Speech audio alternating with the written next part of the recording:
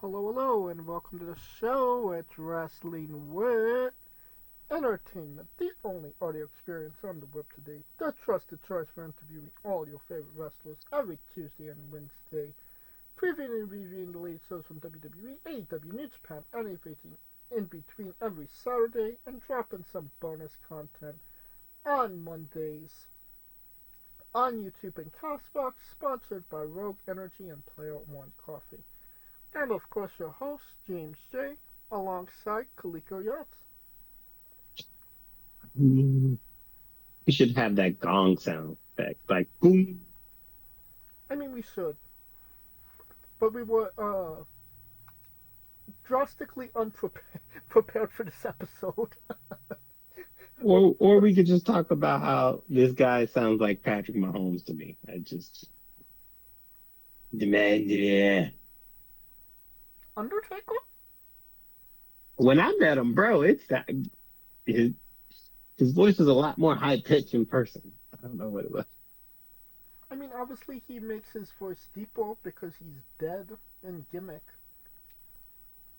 I mean, you don't want to Yeah, hear a dead man and him say, "Rest in peace." it would be like rest in peace, man. I Yeah, mean, he's a Texan boy. yeah, we're definitely getting off of the topic now. We are wrestling. It's a great day for wrestling because we are wrestling with our top 10 Undertaker WrestleMania matches. We'll be giving our top 10 Undertaker matches that happened at WrestleMania. Obviously, Dirty won, and it went to Dirty. The streak went to Dirty 1 until Brock Lesnar was the one in 21-1, and then the numbers just kind of got a little wonky after that. But yeah, we'll be talking. There's over 35 matches to be talked about, so we narrowed it down to 10. And you don't necessarily count them, maybe the first five, because they're trash. So, Hi, shit, you could make a stretch to 10. um, I would say maybe a solid seven. Really? I mean, Gonzalez, no. Yeah, Bossman, no. Bundy, no. Snooker, no.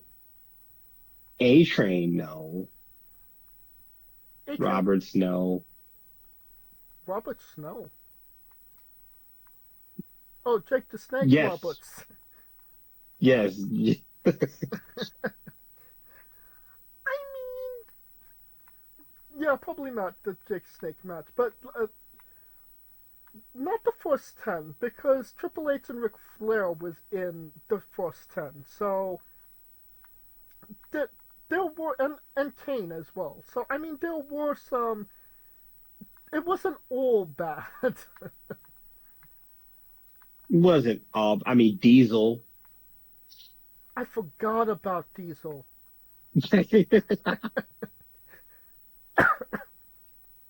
Psycho Sid. Yeah, I mean, we. we could have done a top 10 list of his worst matches.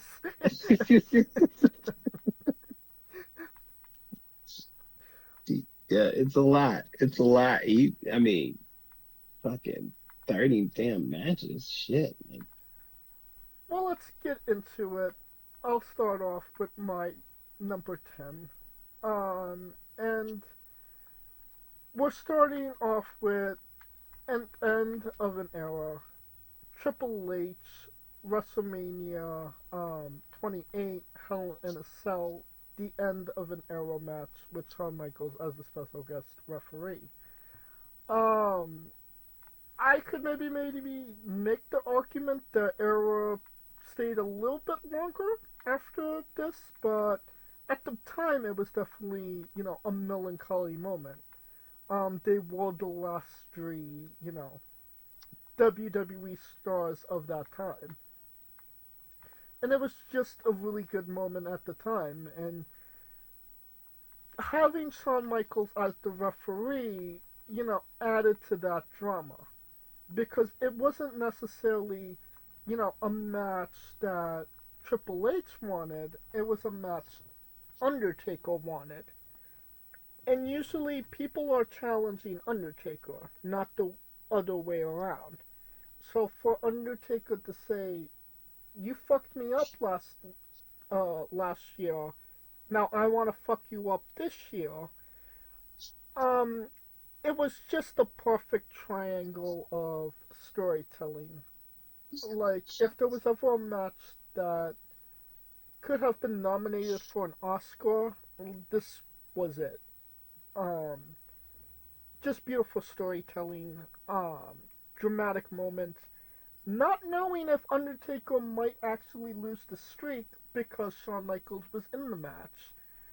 Um, just a lot of drama, a lot of a lot of payoff, and obviously Undertaker and Triple H are two of the best to ever have Hell in a Cell matches as well. So, um, that's a cool moment to have as well.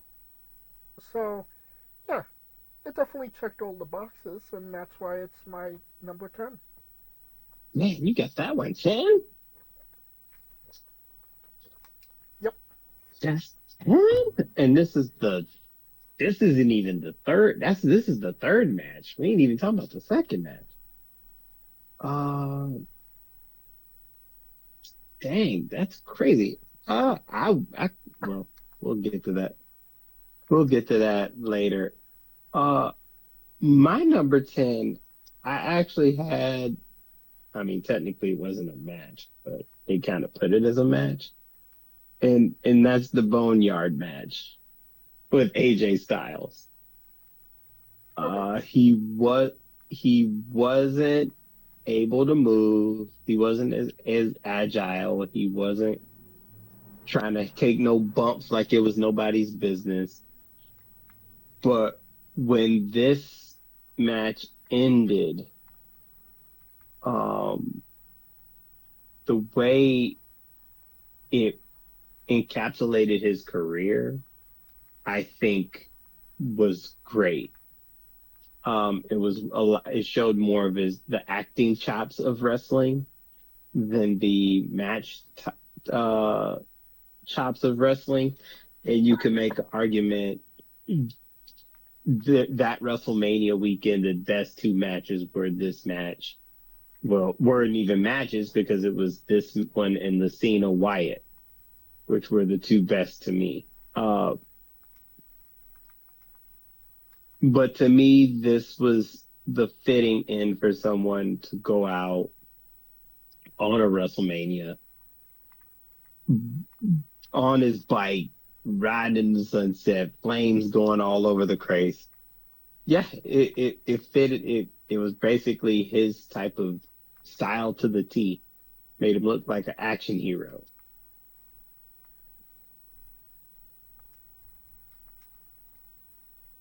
Okay.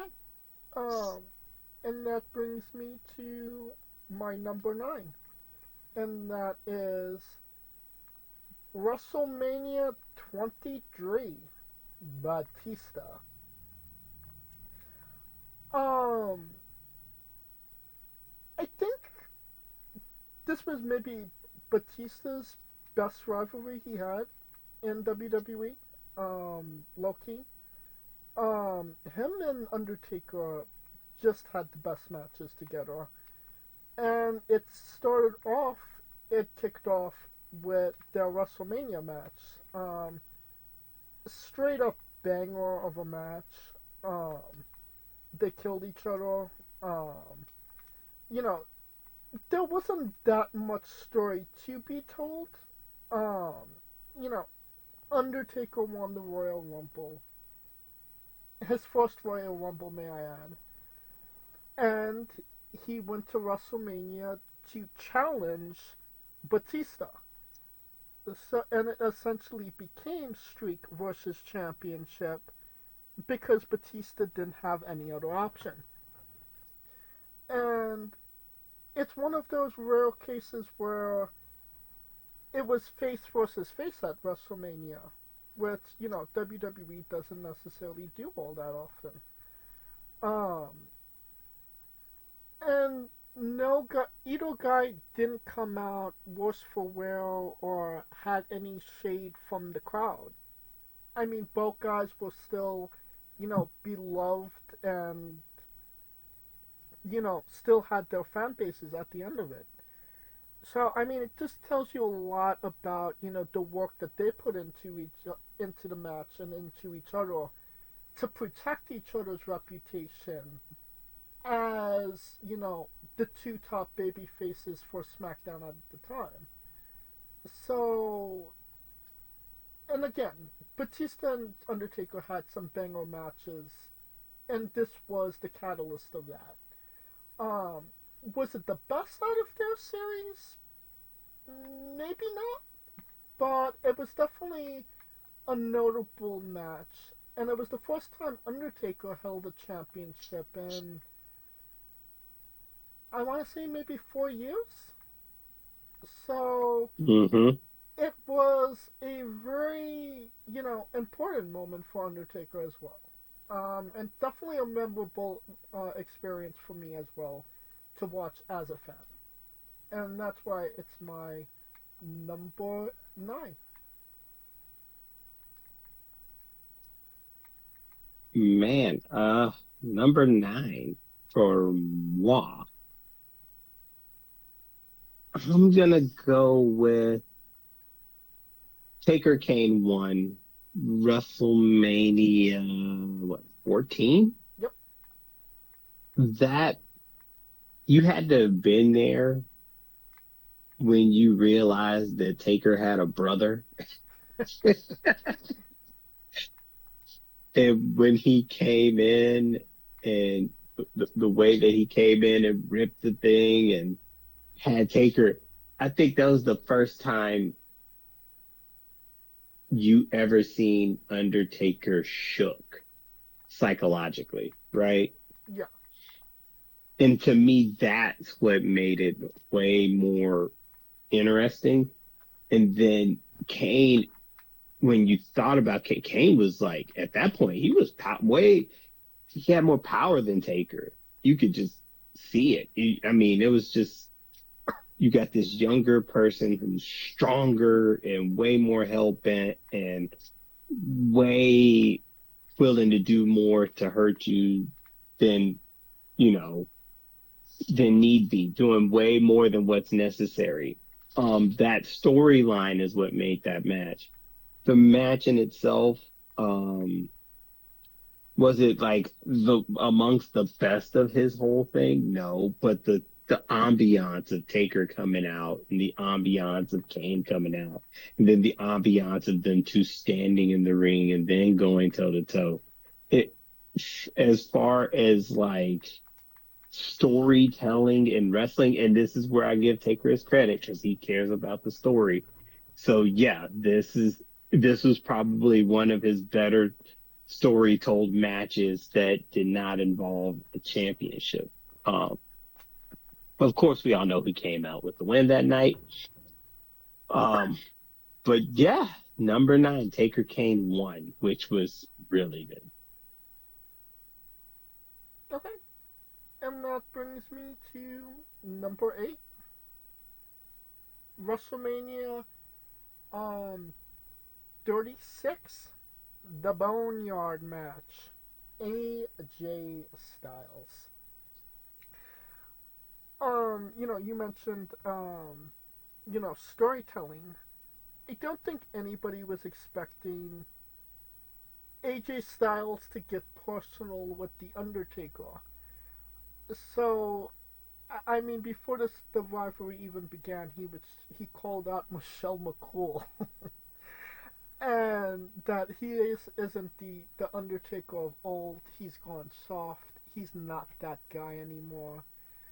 What's caused Undertaker to tap into, I believe he called it the unholy trinity. Um, all three versions of the Undertaker, all in one. The Dead Man, the American Badass, and Mark Calloway, which we've never. It was such a unique hybrid of the Undertaker that we've never seen before. I think it was a really fitting way to have his last match in that way because it it accommodated all the fans. If you were a fan of the Dead Man, it had that. If you were a fan of the American Badass, it had that. It had everything you would want in an Undertaker match, I would say. With it being, you know, not an actual match, but obviously a cinematic match. It had druids for that, for Pete's sake. Um, it was a match that we didn't know we needed at the time because it was such a bleak time in the world, and it was definitely a match that got our minds off of the bad shit that was going on in the world. Would have it been better to have it in front of people? Probably yes, but it's definitely not something that we're never going to talk about. It's etched in in history forever as, and it was just a really memorable match that there hasn't been a buried alive match in WWE in WrestleMania. So there were so many unique and different things about it, and it all worked because of who was in it. And AJ Styles sold that like a motherfucker because he's AJ Styles and he can. Um, and we quite possibly got the greatest meme for wrestling meme as well. Yes. Oh, the So greatest meme, period. yeah, so all in all, it was a win-win-win-win-win-win situation, and that's why it's my number 8. Oh, wow. I mean, geez, number 8 for me. Ooh, wait, it's tough. Number 8 for me,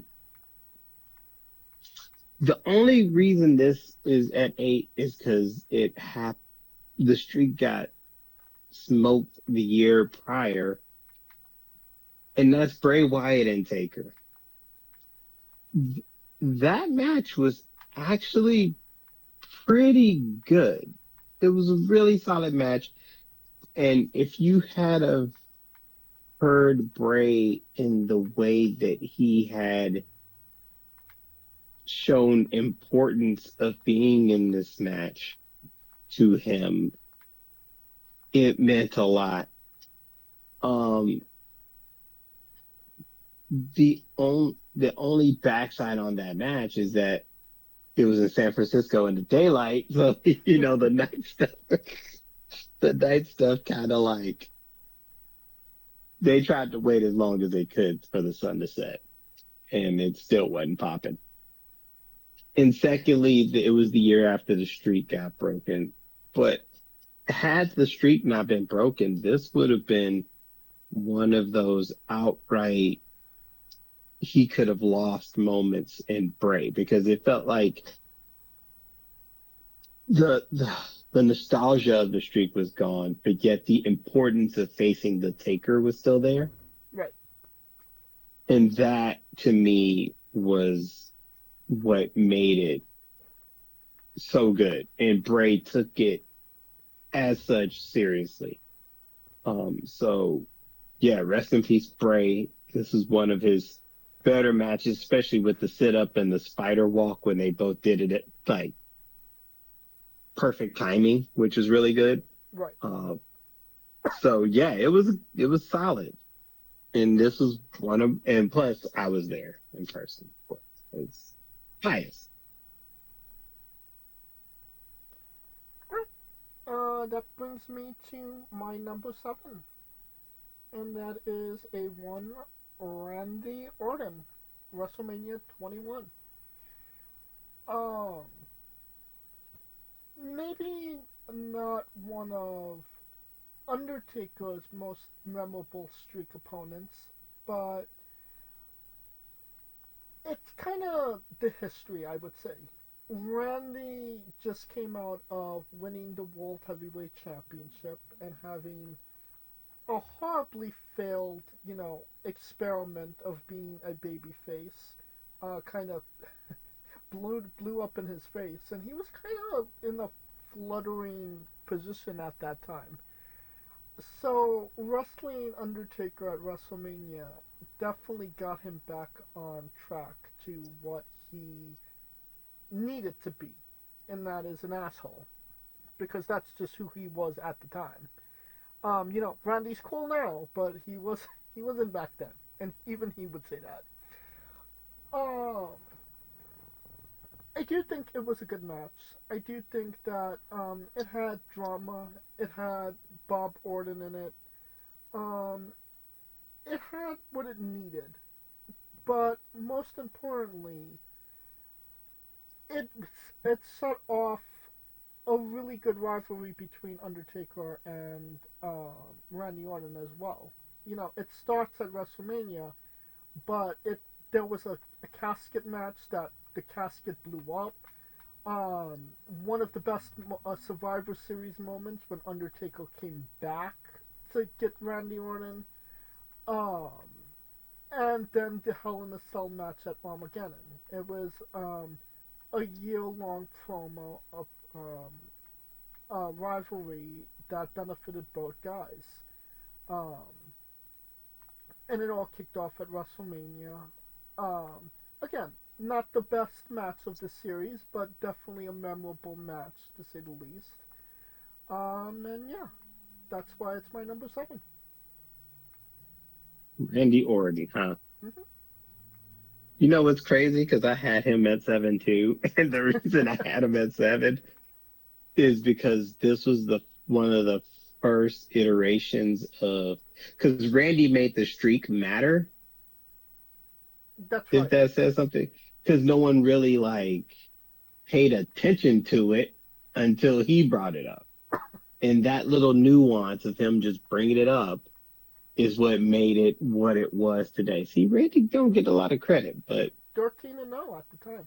Well, it was 12 now. yes, well, 12 soon be 13, but Yeah.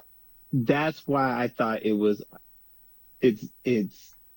up there in my eyes because of the simple fact that it was it without this match and the way that Orton built it to make it of the streak, even though it probably is some backstage into it too because they just probably didn't even notice it. But the fact that that is what started it to later become its own special main event Right. when you think about it. So yeah, Randy Orton, and of course echoing everything you said prior. So yes, number 7, Randy Orton. That brings me to number 6. WrestleMania 29. CM Punk. Um, Unfortunately, this rivalry going into WrestleMania 29 didn't have a lot of legs to stand on. I don't think people was maybe as into it as they necessarily could have been. And then unfortunately, um, Paul Bearer passed away, and that was the fuel to the fire that made this as memorable as it is to this day.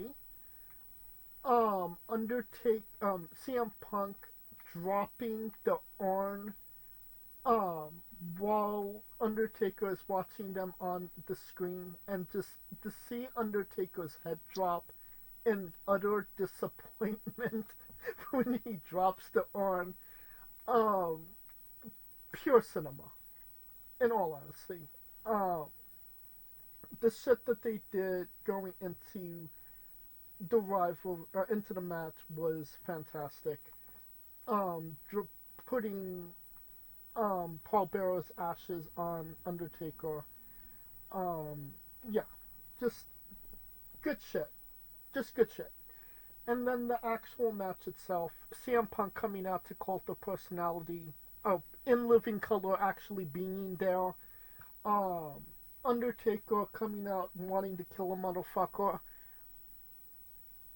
It was a really good match. It was one of a more memorable Undertaker matches because you don't necessarily get that personal with the Undertaker because obviously he's dead.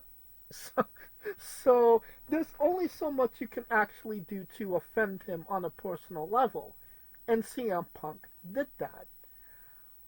I do I do question, could this match have been better?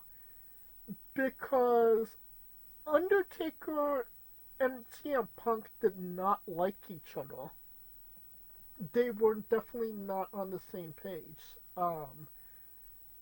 So I do wonder, if they actually did get along, or if they could maybe coexist. Could they have had a better match?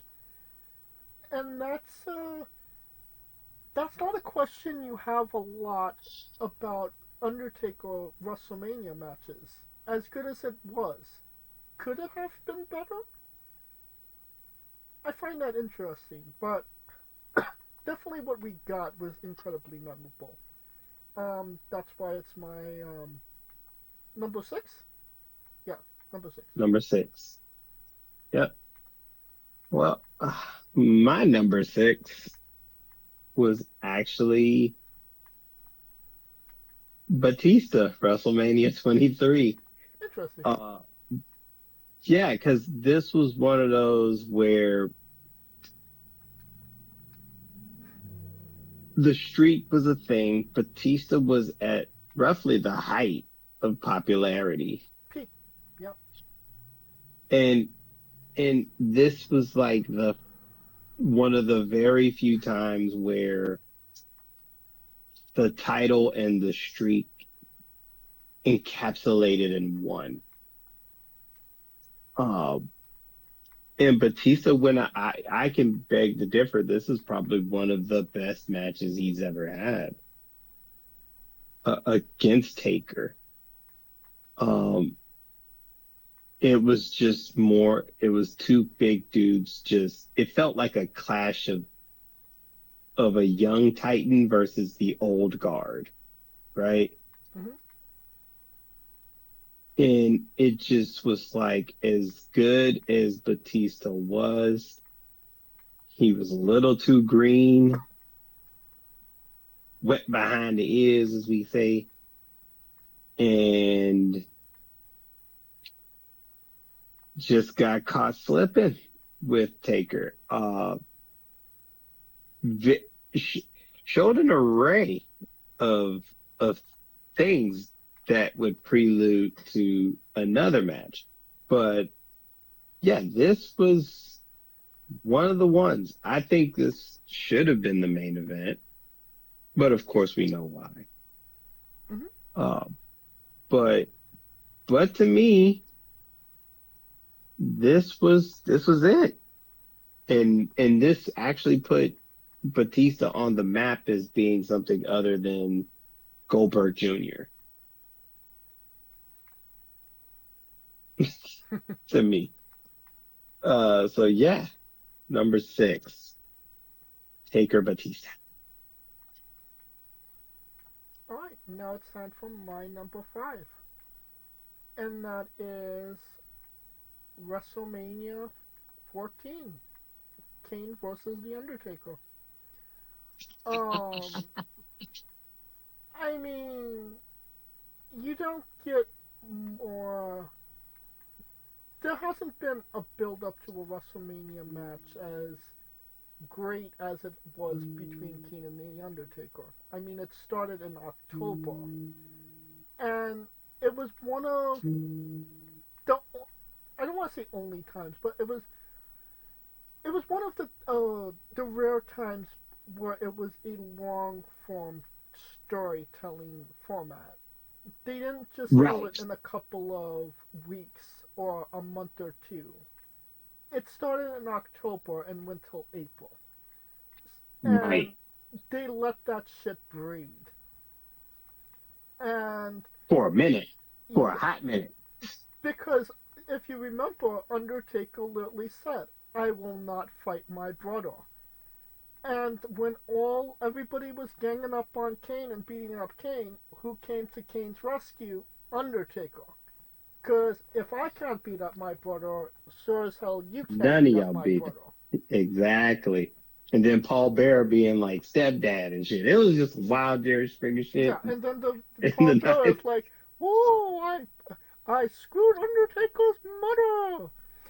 Um, yeah, mothers were involved. uh, Motherfuckers were involved, literally. yes. And we got the backstory of Undertaker, which he had been there for 7 years at that point.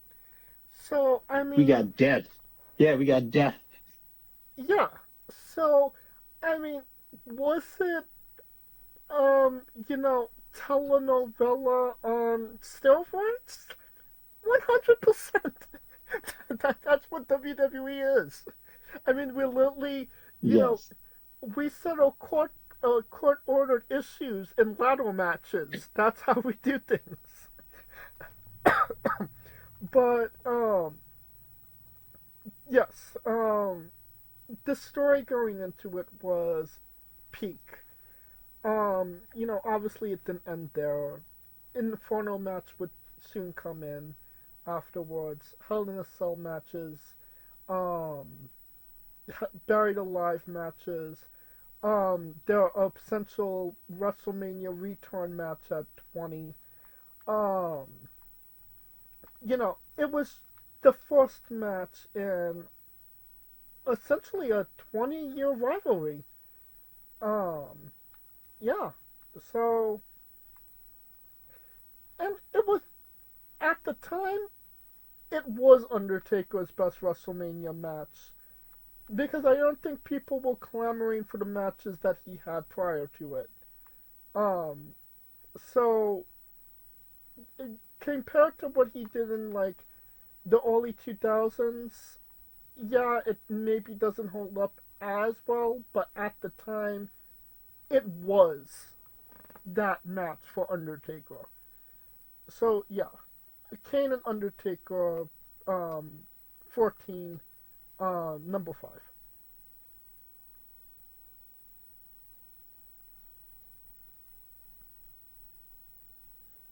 Oh, Kaliko? Number 5. Let's see. I wrote it down. My number 5. Remember when I said the emphasis on streak meets title? Mm-hmm. Number 5 for me, Undertaker Edge WrestleMania. Was it 24? 24? Yes. So I mean, and this was what, WrestleMania 24. This was roughly what, 8. 2008, Yep. and this would set off a string of, because keep in mind, this was ending a story in which Edge and Taker have been going through a beef as well. Uh, Hell in a Cell matches and so on and so forth. Uh, Edge in this match, because during that time, Edge just seemed more like a, what's the word? He just seemed like a chicken shit heel at this point. At that time in 2008, Mm-hmm. just more of a conniving, slithering type of character. But when he faced Edge, when Edge faced Taker in this iteration, he just had something in him that night. It just felt like, it, to me, it just seemed like chemistry. it was a great chemistry there. Edge gave it his all, and he did damn near everything he could to try to walk out with that match. Um, but to unavail, he was unable to do so. Uh, and this capped, keep in mind, this was the beginning of the year of a year-long feud with Edge because they had the Hell in a Cell match. They had, you know what I'm saying? So it They would have the Hell in a was Cell match this SummerSlam after SummerSlam. this match. Yep. So it honestly, I think if Edge winning the title against Cena made him people look at him as a main eventer, I would say this series with Taker is what made them actually believe he's a main eventer. Um, Granted, he had to take the Cena feud, but Cena at that time was unstoppable. But and Edge got some upper hands on Cena, but it was more like generation and generation. Even though Edge has like maybe 5 or 6 years on Cena at that time, but it was still seen within that peer. But going against someone of Taker's stature, actually, to me, put him up to another level, and was one of the reasons he was seen as a top heel guy. So to me, this match was really, really solid. Very, very good. The pomps and circumstance too, the clash of styles. Got a dead man versus a rock and roll wannabe. Uh, a slithering heel versus a face who wants to just choke you to death. And that carried throughout the year. Even with Teddy Long going 1-on-1 with the Undertaker. So yeah, this was one of Edge's best matches, and yeah, number 5, Edge Taker WrestleMania 24. That brings me to my number 4, WrestleMania 31, Bray Wyatt. Um, I am incredibly biased because I was there for this match. It's the only time I actually saw Undertaker wrestle at WrestleMania. So I will say that. But Bray, like Bray does, he puts his all into everything. And keep in mind, this was a one-sided rivalry. Bray literally had the rivalry all by himself because Undertaker did not appear once before WrestleMania 31, and Bray carried that shit really well. Um, like you said, it was a bit melancholy. There was a little oddness to it because it was the first time we'd seen Undertaker since losing the streak the year prior. Um, but I feel like it was Undertaker getting back to becoming the Undertaker again. Cause I don't necessarily know who that guy was that wrestled Brock at 30. Um, when he was wrestling Bray at 31, I mean, his hair started growing back out.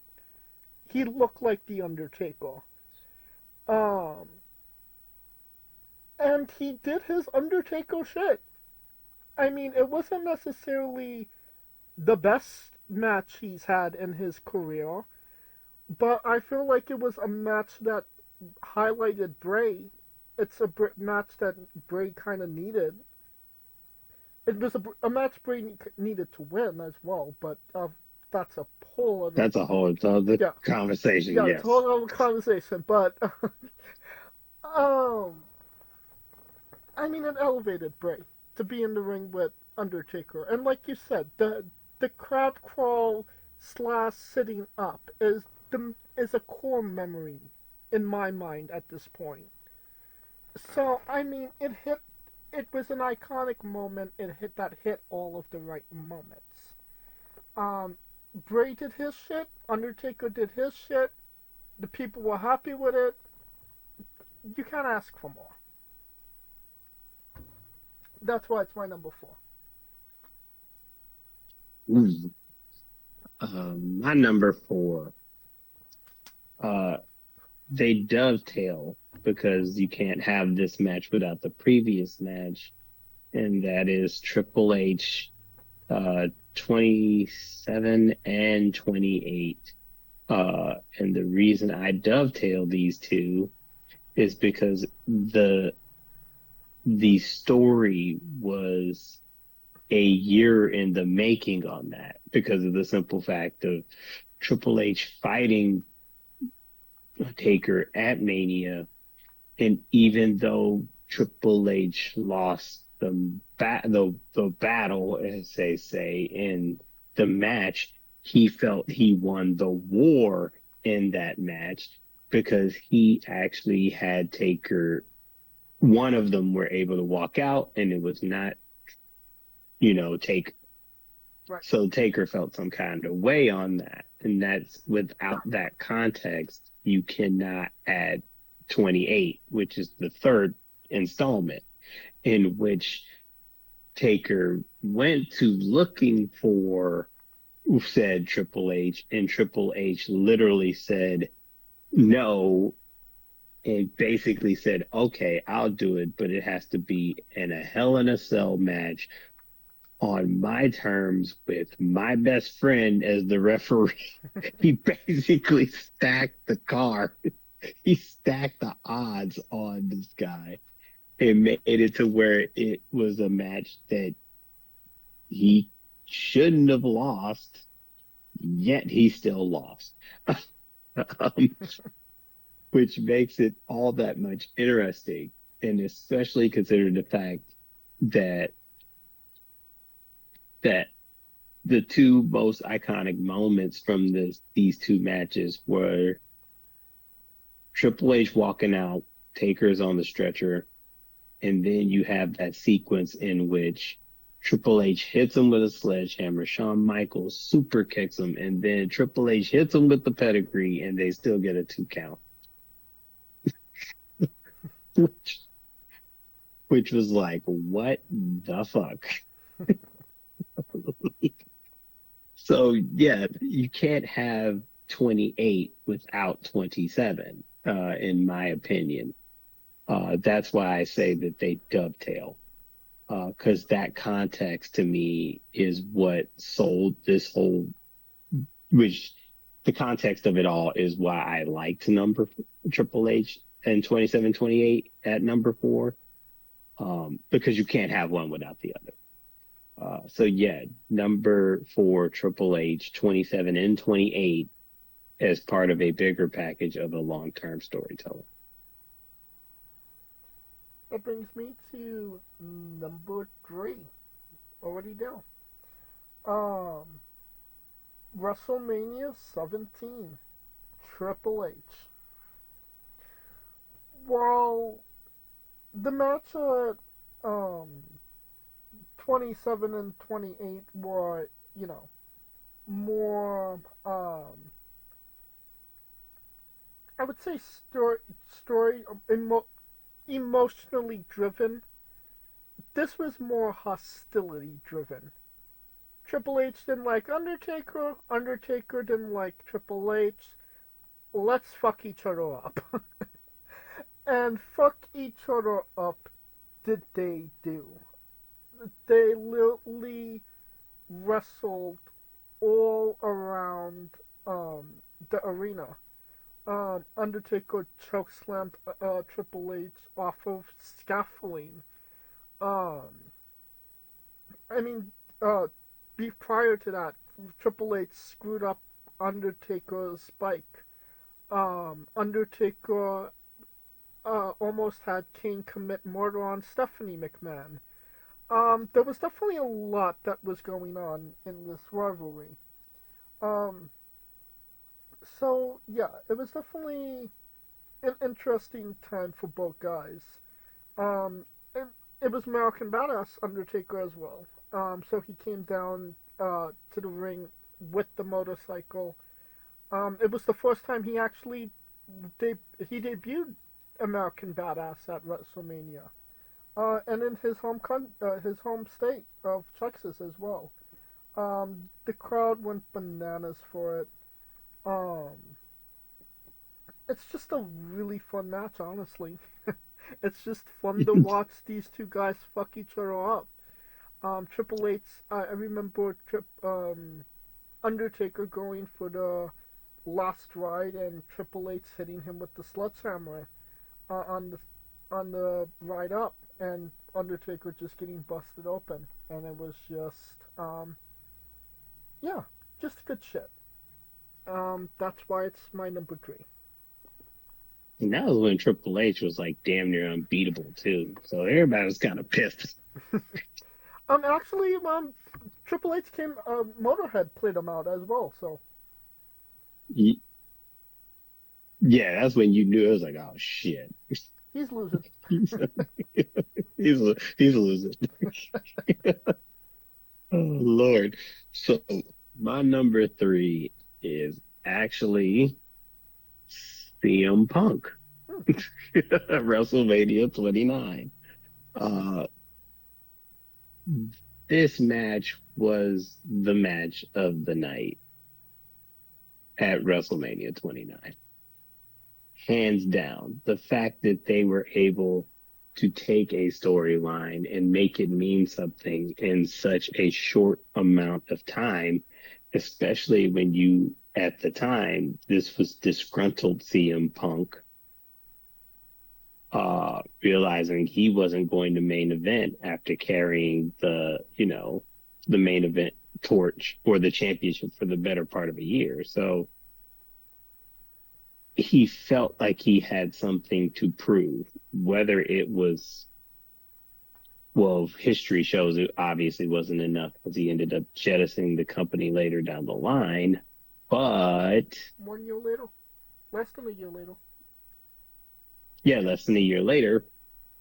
However, that didn't take away from the fact that most people, for the better part, um, feel like this match overshadowed every match and should have been the main event over Cena Rock 2 at that time.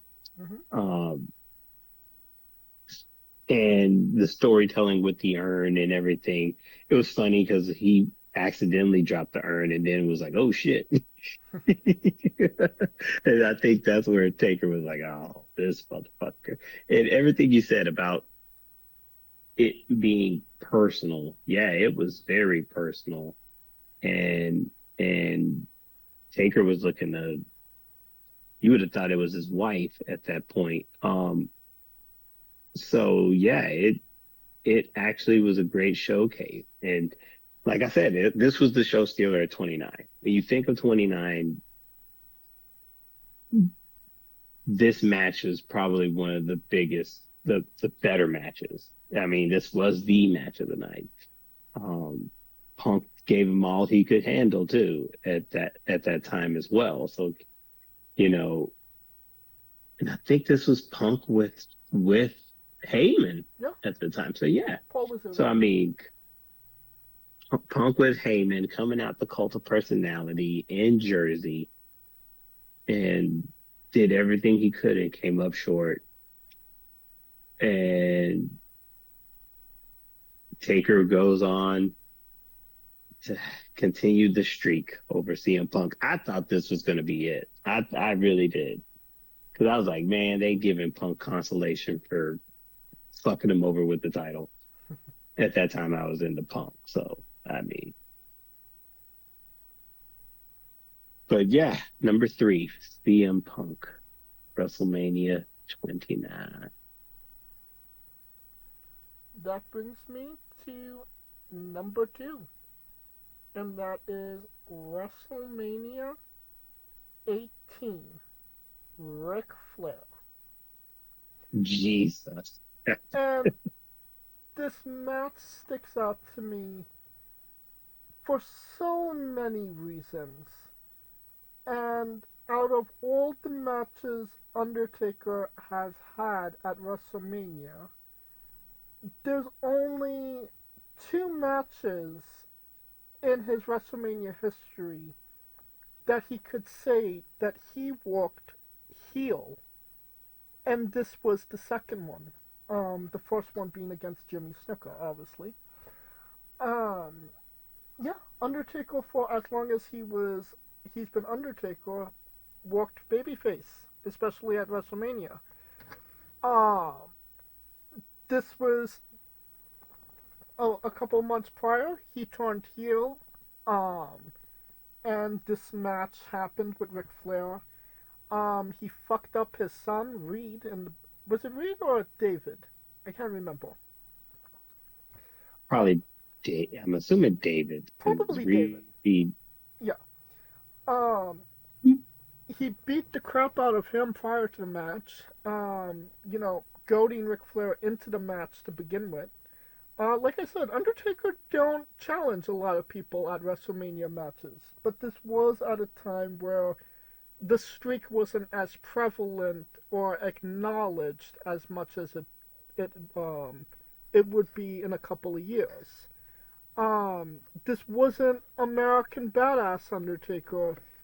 This was my favorite rendition of Undertaker, and that's the Booger Red Undertaker, who was. The Booker. I still don't know what it means. It sounds sinister. It's obviously JR knows what it means, but Big Evil, we could call him.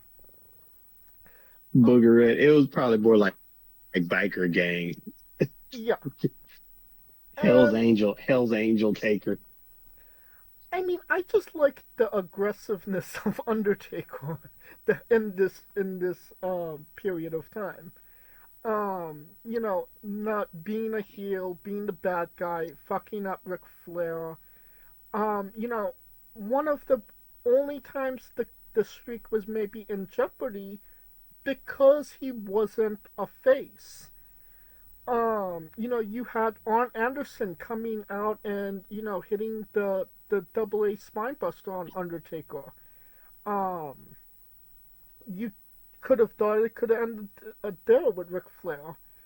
But, Undertaker getting the W, putting Ric Flair away, and one of maybe the most iconic, maybe not the most iconic, but an iconic picture in the Street's history is the only time the Undertaker acknowledged the streak when he's on the apron and he's counting his fingers 10, and he counts to 10.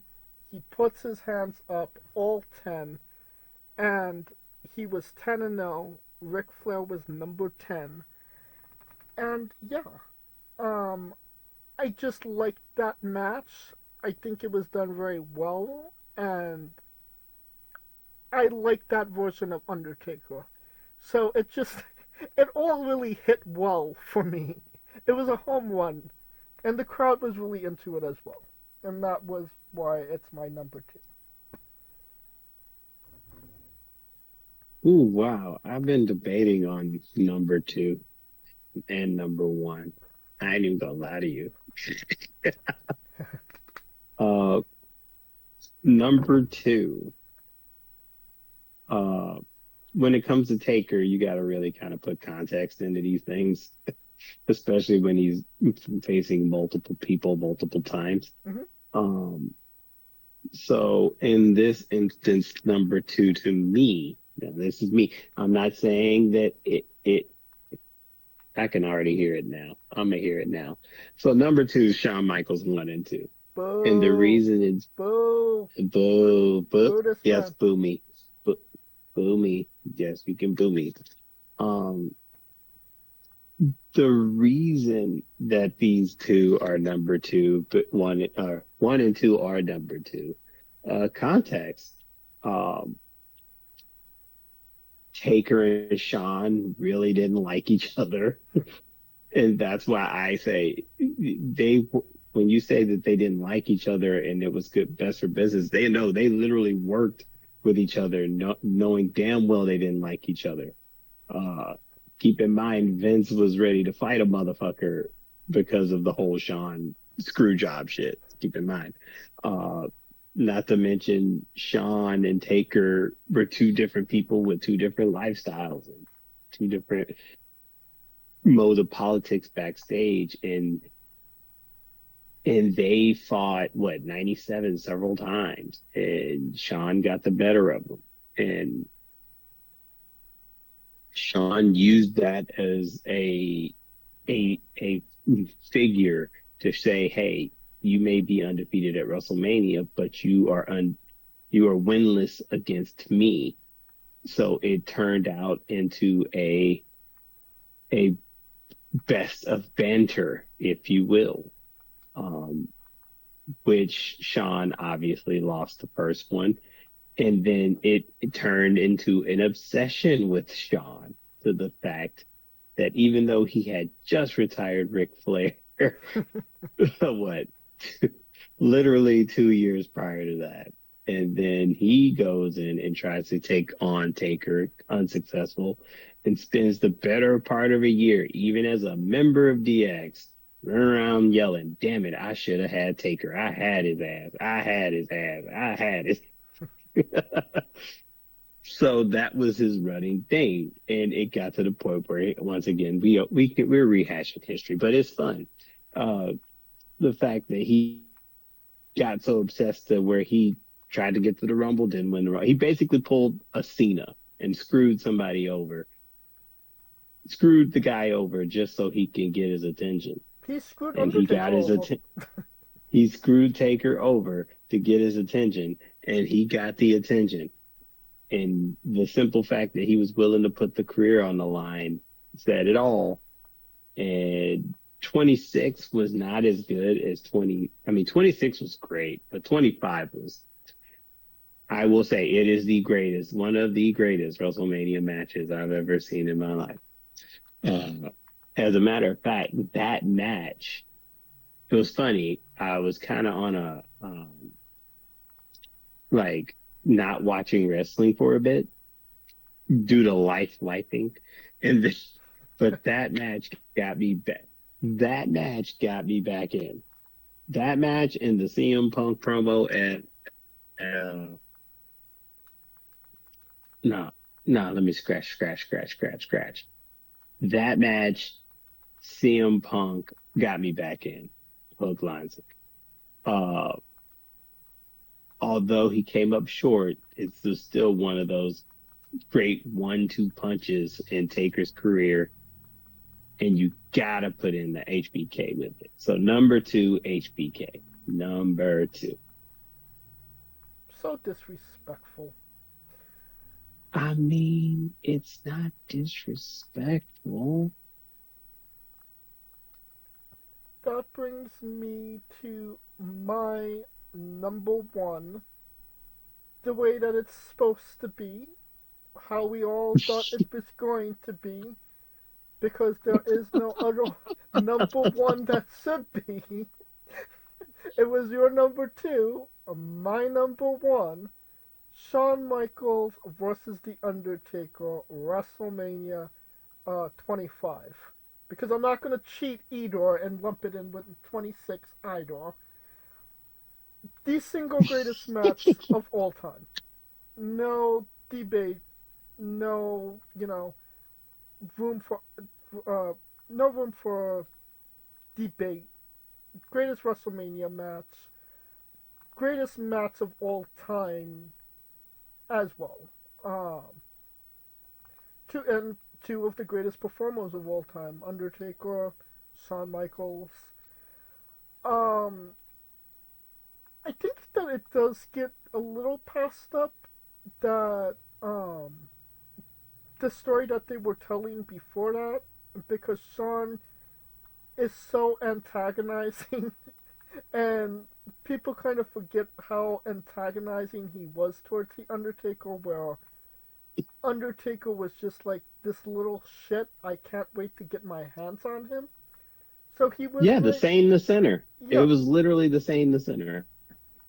he was kind of playing back, his '97 antics to get Undertaker's skin. He literally was the light side of the Undertaker. Um, the match was billed as Heaven and Hell. Heaven versus Hell. Shawn Michaels came from heaven. Undertaker came from hell. It's a little hard to, root for Undertaker when you're Catholic on a Palm Sunday, but you do what you gotta do. um, Speaking of Palm Sunday, this year it's on Easter. it's like Easter in Las Vegas. You can't fucking make this up. well, thank God there's no Undertaker match this year. um, but yeah, it it had everything you should have in a main event match. It wasn't the main event match. Um, some people said it should have main evented. I don't think so. I think it was perfect in the position it was. It Yeah, it was perfect. you Perfect don't position. need to go on Lost to be the main event. People knew what the fuck the main event was when it came on. Um, It and it wasn't newsflash. Wasn't Orton triple. yeah, 100%. And Oh, it Lord. yeah, I don't know what more I could say that you haven't already said or that hasn't been said about the match. Um, greatest match of all It's time. the GOAT match. Yeah, see, that's why I said that's why I prefaced it with that is the greatest match of all time. How and that's why I said what I said before I say what I say now. Yeah. I Uh, didn't we didn't say the top 10 greatest Undertaker matches. We just said top 10. or top 10. Underline the part that says or. Oh gosh, our top 10. Yeah. And I'm telling everyone right now, and I'm gonna put it like this. If you were not in New Orleans at the Dome on April 2014 to see Brock Lesnar beat Taker. Now, it's not about the match. I get it because everyone's going to sit there and yell, the match wasn't, oh gosh, it wasn't even like a classic. I'm not even for the debate you there.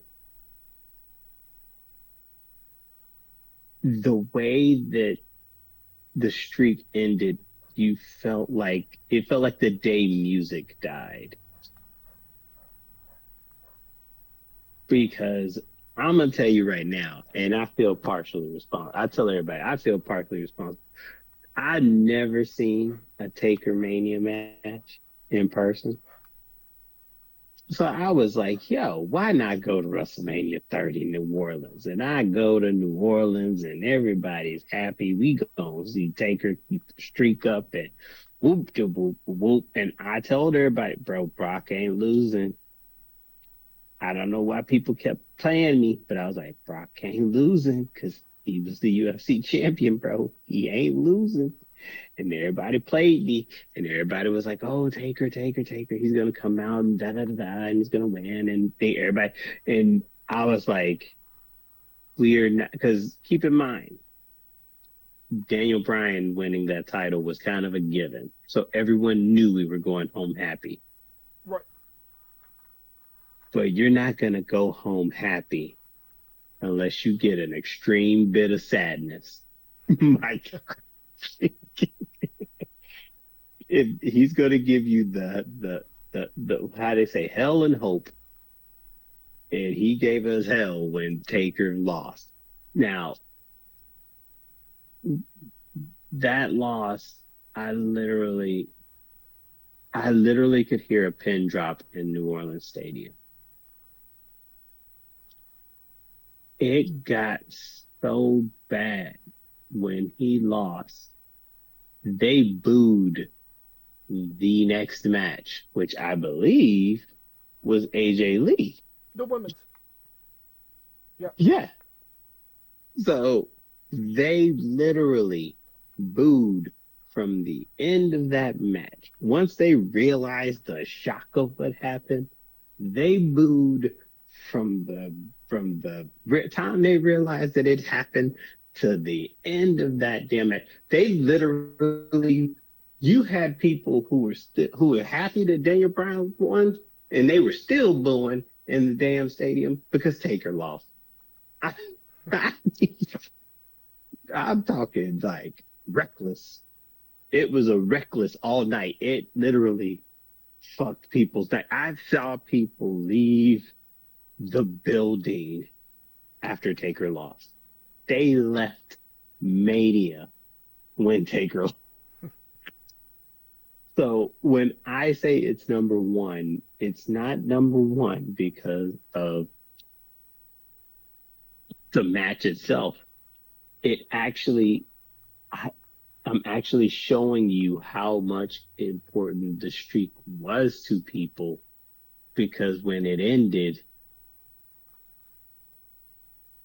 it was damn near like they were about to riot and people were leaving the stadium when Taker lost. Daniel Bryan got his moment. It was a chunk of people that left after that before it even happened. I'm dead, dead ass serious.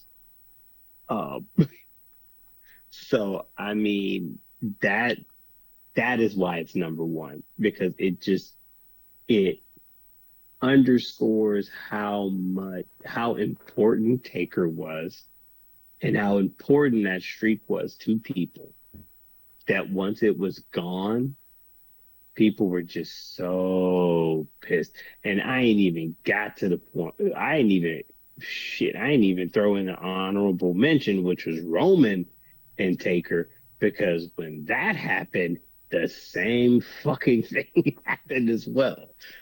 The only reason you didn't get a lot of people being upset about it was because Taker was taking his gear off and it was supposed to have been a retirement in the ring and everyone got in their feelings about it because we all thought that was it.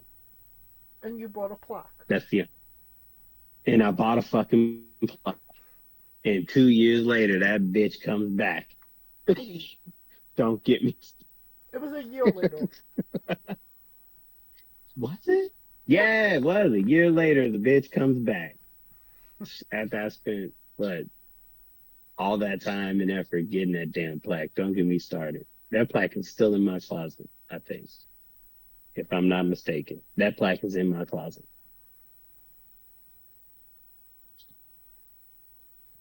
And I think I forgot what number it was, but yeah, you're gonna make me pull it out. But yeah, man, that's why it's number one. It's number one because to me, it scores how important he was. To when it was over, people didn't even want to deal with the fact that it was over.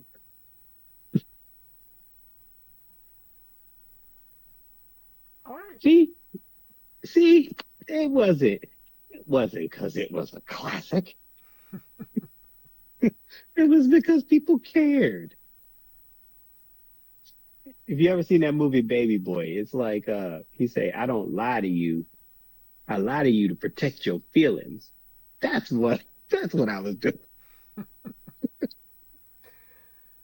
Well, like, I'll say this: you definitely don't go with the crowd when it comes to some things. All right.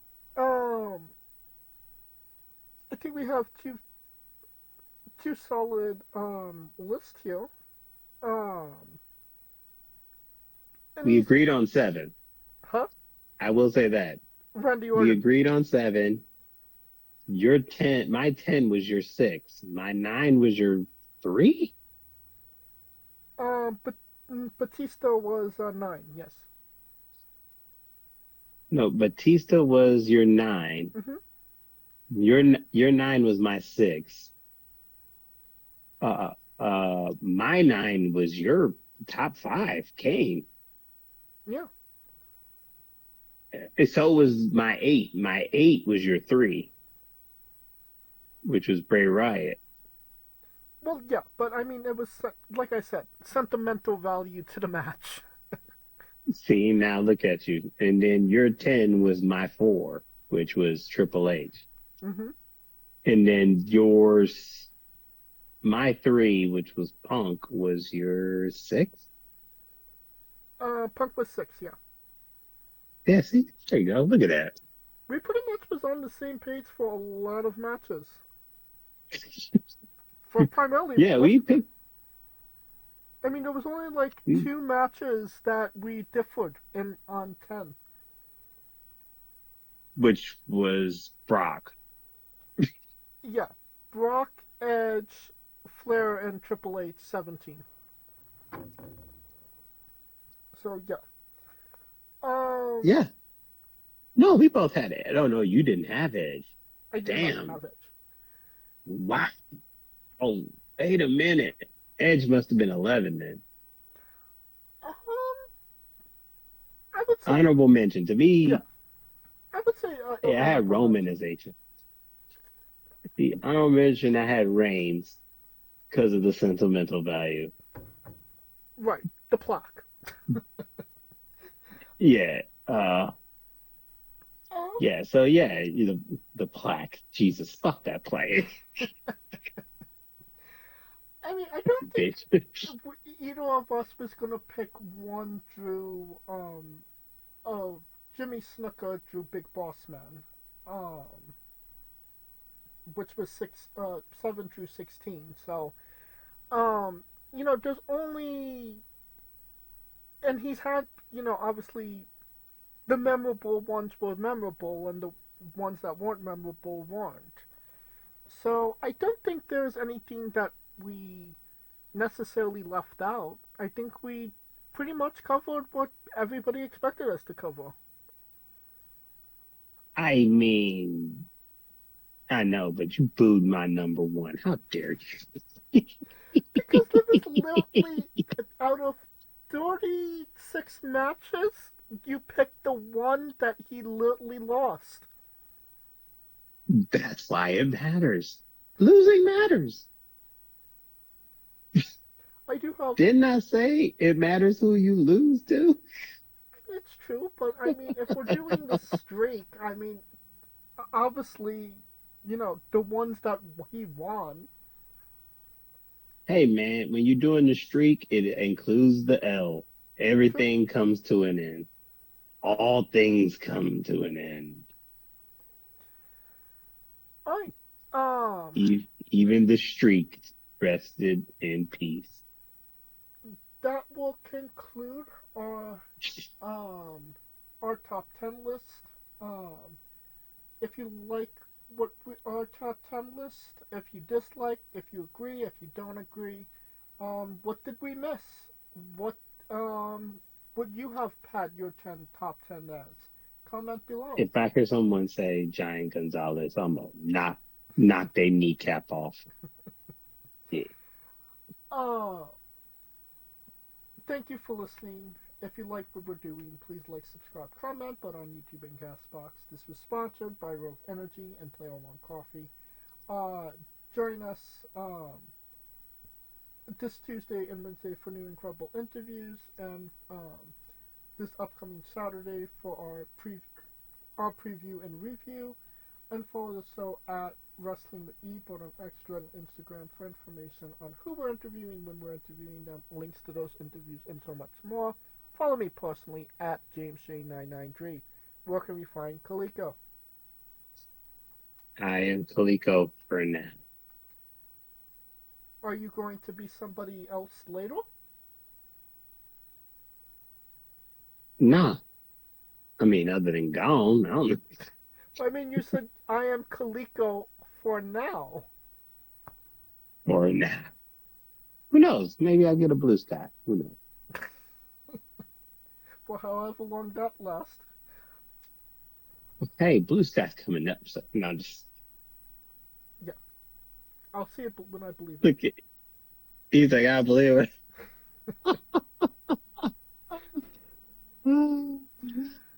For Khali, You'll know it's real when you see only fangirls on it. That's what you know. oh, I'm sure there's already only fan girls on there. They're literally Hey, everywhere. I wouldn't know. Okay then. I would not know. I couldn't. I mean, I would know. See, there you go. Try and get me caught up.